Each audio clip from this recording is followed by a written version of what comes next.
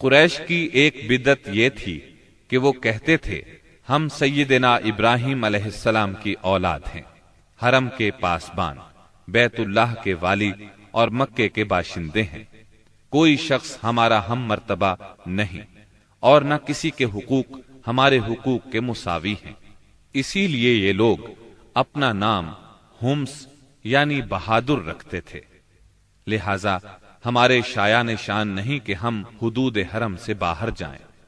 چنانچہ حج کے دوران میں یہ لوگ عرفات نہیں جاتے تھے اور نہ وہاں سے افاضہ کرتے تھے، بلکہ مزدلفہ ہی میں ٹھہر کر وہیں سے افاضہ کر لیتے تھے۔ اللہ تعالی نے اس بدعت کی اصلاح کرتے ہوئے سورہ بقرہ کی آیت 199 میں فرمایا، ثم افیضوا من حیث افاض الناس، یعنی تم لوگ بھی وہیں سے افاضہ کرو جہاں سے سارے لوگ افاضہ کرتے ہیں۔ ان کی ایک بدعت یہ بھی تھی کہ انہوں نے بیرون حرم کے باشندوں کو حکم دے رکھا تھا کہ وہ حرم میں آنے کے بعد پہلا طواف ہمس سے حاصل کیے ہوئے کپڑوں ہی میں کریں۔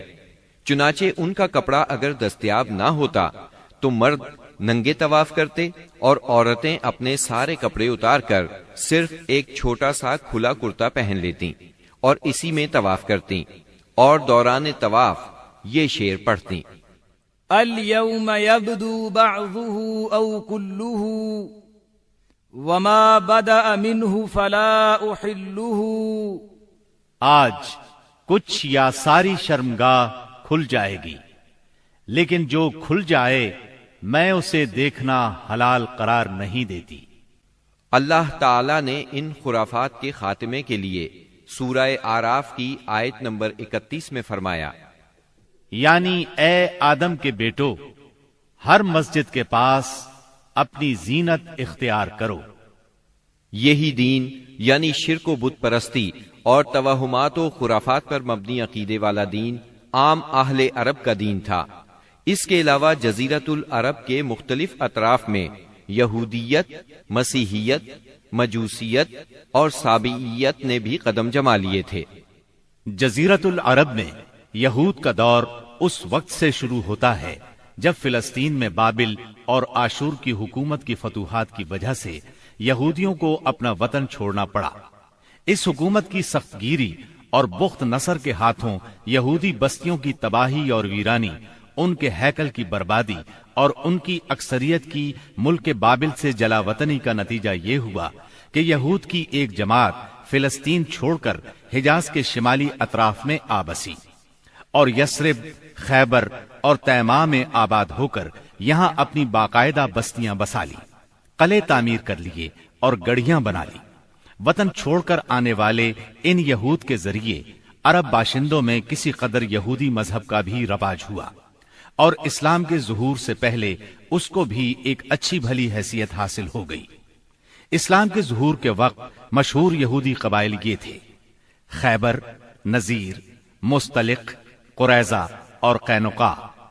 جہاں تک عیسائی مذہب کا تعلق ہے، بلاد عرب میں اس کی آمد حبشی اور رومی قبضہ گیروں اور فاتحین کے ذریعے ہوئی۔ یمن پر حبشیوں کا قبضہ پہلی بار 340 عیسوی میں ہوا اور 378 عیسوی تک برقرار رہا۔ اس دوران یمن میں مسیحی مشن کام کرتا رہا۔ قریباً اسی زمانے میں ایک متقی اور پرہیزگار شخص فیمیون نجران پہنچا اور وہاں کے باشندوں میں عیسائی مذہب کی تبلیغ کی۔ نجران کے لوگوں کو اس کے دین میں کچھ ایسی سچی علامات نظر آئیں کہ وہ عیسائی ہو گئے۔ جہاں تک مجوسی مذہب کا تعلق ہے تو اسے زیادہ تر اہل فارس کے ہمسایہ عربوں میں فروغ حاصل ہوا، مثلا عراق، عرب، بحرین، ہجر اور خلیج عربی کے ساحلی علاقے۔ ان کے علاوہ یمن پر فارسی قبضے کے دوران میں وہاں بھی اکا دکا افراد نے مجوسیت قبول کی۔ باقی رہا صابی مذہب، تو عراق کے آثار قدیمہ کی کھدائی کے دوران جو کتبات برآمد ہوئے ان سے پتہ چلتا ہے کہ یہ ابراہیم علیہ السلام کی کلدانی قوم کا مذہب تھا۔ دور قدیم میں شام و یمن کے بہت سے باشندے بھی اسی مذہب کے پیروکار تھے۔ عرب کے باقی دینوں کے ماننے والوں کا حال مشرکین ہی جیسا تھا، کیونکہ ان کے دل یکساں تھے، عقائد ایک سے تھے اور رسم و رواج میں ہم آہنگی تھی۔